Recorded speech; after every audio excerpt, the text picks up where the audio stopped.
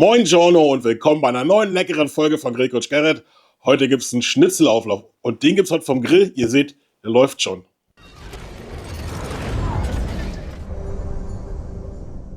Ich stehe voll auf Schnitzel. Wenn wir auswärts essen gehen, dann gibt es bei mir meistens die panierte Version. Heute mache ich aber Schnitzel als Auflauf und zwar in einer leckeren Rahmsoße mit Tomaten, Zuckerschoten und weiteren Zutaten. Das Ganze werden wir schön im Grill backen. Was wir jetzt an Zutaten nutzen, das zeige ich euch jetzt wie immer auf dem Brett. Das sind Schweineschnitzel aus der Oberschale. Die habe ich schon mal halbiert und von beiden Seiten gesalzen und gepfeffert und dann in so Reihe schon mal aufgestellt in einer Auflaufform. Ihr seht die Auflaufform, die habe ich schon mal geölt. Die könnt ihr dann auch buttern, wenn ihr möchtet, aber die sollte ein bisschen gefettet sein. Wir brauchen einen ordentlichen Berg an Zwiebeln, die sind hier gewürfelt. Zuckerschoten, da habe ich heute TK-Ware genommen. Gestückelte Tomaten, da habe ich einmal aus der Dose genommen und einmal frische, das habe ich zusammengemischt. Das könnt ihr nehmen, wie ihr wollt. Im Winter empfehle ich doch lieber eher Dosentomaten. Dann brauchen wir Sahne, ein bisschen Wasser, Tomatenketchup, Zucker, Mehl, Olivenöl, Brühpulver. Dann brauchen wir Oregano, da habe ich einmal Oregano klein gehackt. Und noch ein bisschen Oregano als ganze Blätter für Deko. Und wir brauchen natürlich Knoblauch. Würzen wir das Ganze wie fast immer mit Salz und Pfeffer. Und für den richtigen Kick gibt es heute nochmal Cayennepfeffer dazu. Wir kümmern uns als erstes für die Soße für den Auflauf, denn das Fleisch habe ich ja schon soweit vorbereitet. Daher gehen wir jetzt rüber zu meinem Hockerkocher und dann werden wir uns schön das Söschen kochen. Ach so, mein Grill übrigens habe ich schon mal eingestellt auf ungefähr 180 Grad indirektes Setup. Ne? Könnt ihr vielleicht auch schon mal machen. Ihr könnt das Ganze natürlich auch im Backofen machen, ihr könnt das Ganze im Gasgrill machen. Ich nutze heute meinen Primo Keramikgrill, weil der einfach bei diesen Temperaturen stabil läuft und wenig Energie benötigt. Und damit geht raus, liebe Grüße an den Pfiffi von Pfiffi Grill & Cooking. Den Kanal, den blende ich euch mal hier oben ein. Der hat nämlich jetzt auch so einen richtig tollen Primo, weil er den bei mir gesehen hat und ich hoffe, der ist sehr zufrieden. So, jetzt aber rüber an die Pfanne. Als Pfanne, da verwende ich natürlich wieder meine Pfanne von der Firma Gusskönig. Das ist eine 30er. Liebe Grüße an die Firma Gusskönig. Und ich blende euch hier oben nochmal das Video ein mit meinem Rabattcode von 15% für die ganzen Artikel von der Firma Gusskönig. Dann werden wir jetzt als erstes mal den Hockerkocher zünden. Und geben gleich Olivenöl rein. Einen kurzen Moment später, da schauen wir mal, ob das Olivenöl schon heiß ist. Das brutzelt und dann geben wir jetzt die Zuckerschoten rein.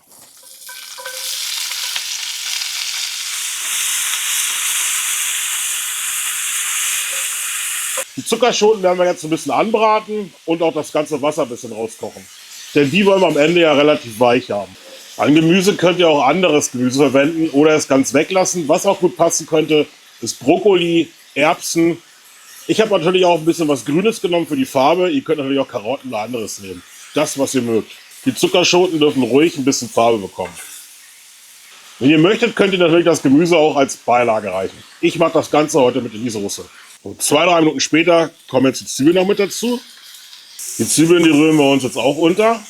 Und die wollen wir jetzt so ein bisschen glasig braten. Und wenn sich durch die Zwiebeln ein bisschen Feuchtigkeit gebildet hat, dann geben wir auch Knoblauch mit rein. Und die Zwiebeln, die sind jetzt auch angedünstet. Jetzt nehmen wir uns das Mehl, verteilen das gut und lassen das Ganze leicht anschwitzen. Und nun kommen auch die Tomaten hinzu. Ja, meine Pfanne, die wird schon reichlich voll. Ich hoffe, das passt, das Ganze.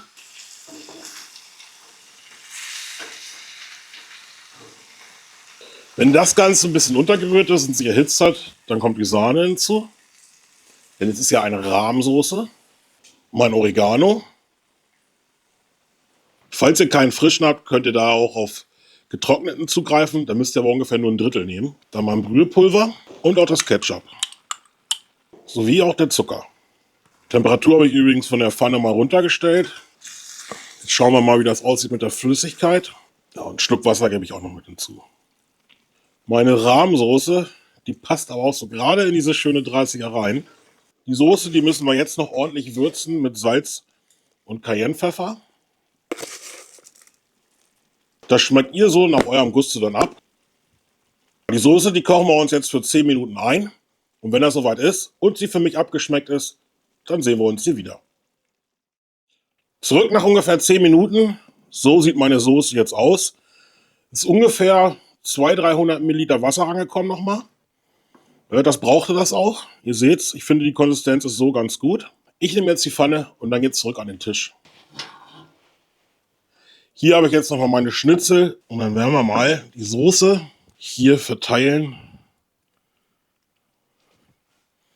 über dem Schnitzelfleisch. Die Pfanne ist leer. Meine Soße habe ich komplett verteilt und auch nochmal ungefähr ein halbes Glas Wasser hinzugegeben. Und damit geht es jetzt an den vorbereiteten Grill. Hier nun einmal ein Primo. Der Grill ist auf 180 Grad vorgeheizt. Dann werden wir jetzt mal die Auflaufform reinstellen. Kurz anlüften. Wir haben ein indirektes Setup. Das bedeutet, wir haben Deflektorsteine drin und es kommt kein direktes Feuer unten dran. So, schön mittig reingestellt und wieder zu. Und der Auflauf darf jetzt hier im Primo für 2 bis 2,5 Stunden schmoren. Nach der Hälfte der Zeit, also nach einer guten Stunde, werden wir mal gucken, wie es aussieht. Und dann werde ich das Ganze nochmal abdecken, damit nicht zu viel Flüssigkeit rausgeht und vielleicht das oben auch nicht zu braun wird. Wenn ihr das Ganze im Backofen macht, auch um die 180 Grad ungefähr, Ober-Unterhitze oder Umluft, dann passt das. So, 1 Stunde ist rum.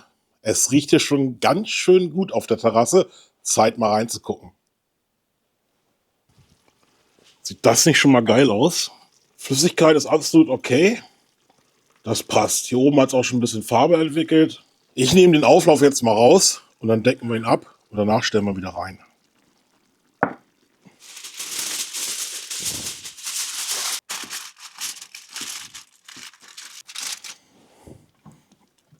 Und der Deckel wieder zu. So Freunde, und bevor jetzt noch ein Shitstorm losgeht, wegen der Alufolie, für die Auflaufform habe ich leider nichts zum Abdecken, also nehme ich heute mal Alufolie, bin sonst auch kein Freund davon, wisst ihr ja.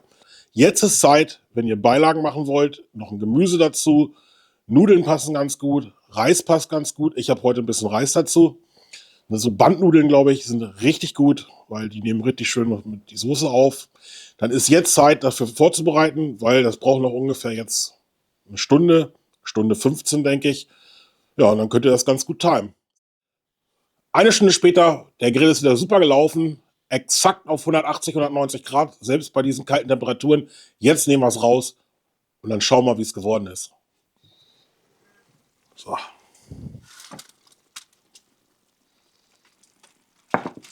Und dann machen wir den mal auf.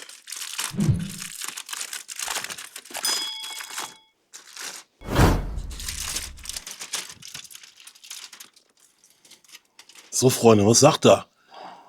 Noch ein paar Oregano-Blätter. Die Auflaufschale hat ein bisschen gelitten, wie es aussieht.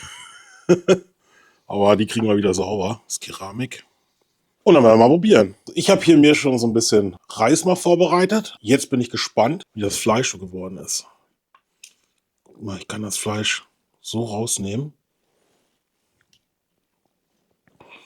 Dann nehmen wir uns noch ein bisschen von der Soße. Und dann bin ich mal gespannt, wie er schmeckt. Fangen wir natürlich zuerst mit dem Fleisch an. Ich habe es euch ja schon gezeigt. Richtig mürbe. Das ist auf alle Fälle gar. Heiß. Schön zart. Ich muss sagen, hat super den Geschmack auch von der Soße angenommen. Tomate kombiniert natürlich raus. Auch die Zuckerschote kommt durch.